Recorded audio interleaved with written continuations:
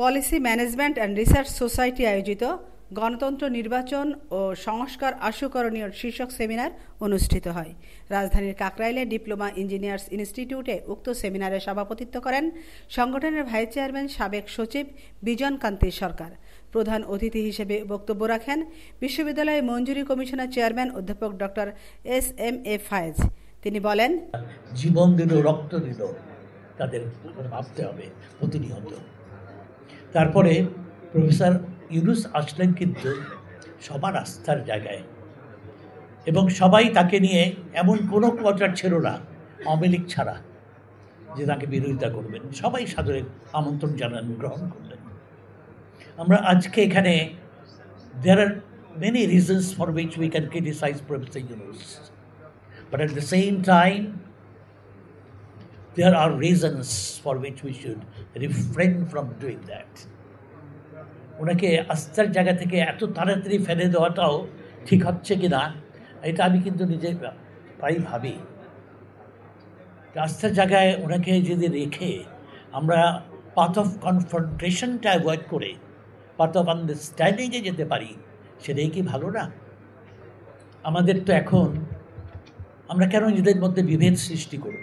সুব্রত বাইনকে এবং আরেকজনকে কী নাম যেন, ভুলে যাই, তাকে পাঠালো যে নেতৃবৃন্দকে হত্যা করে বিভিন্ন দলের, এই দল সুব্রত বাইন, এবং এদের মধ্যে কনফ্রন্টেশন সৃষ্টি করা, বিভেদ সৃষ্টি করা।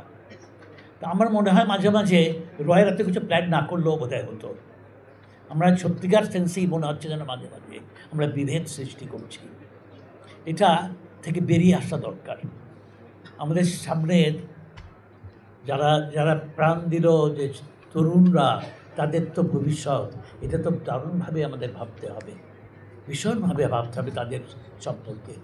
আমাদেরকে সুন্দর একটা বাংলাদেশ রেখে যেতে হবে, যে বাংলাদেশে ডেফিনেটলি আমরা একটা শ্রদ্ধার জায়গা নিয়ে, আমরা প্রতিভার জায়গা নিয়ে আমরা বেড়ে উঠব। আমরা আমাদের ভবিষ্যৎ বংশধরদেরকে সুন্দর জায়গায় রেখে যাব।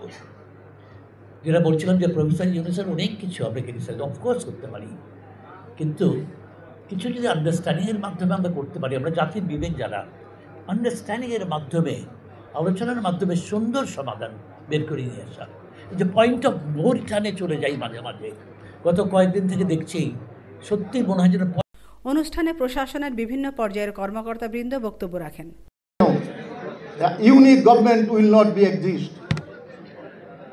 This is called interim government.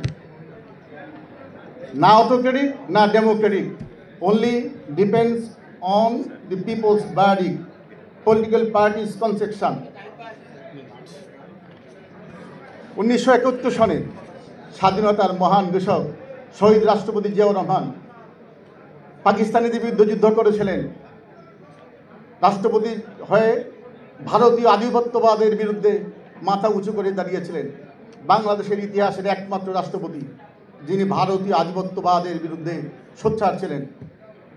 গত 15 বছর আওয়ামী লীগের স্বৈর শাসনে সেই দলটি নির্যাতিত হয়েছিল সবচেয়ে বেশি।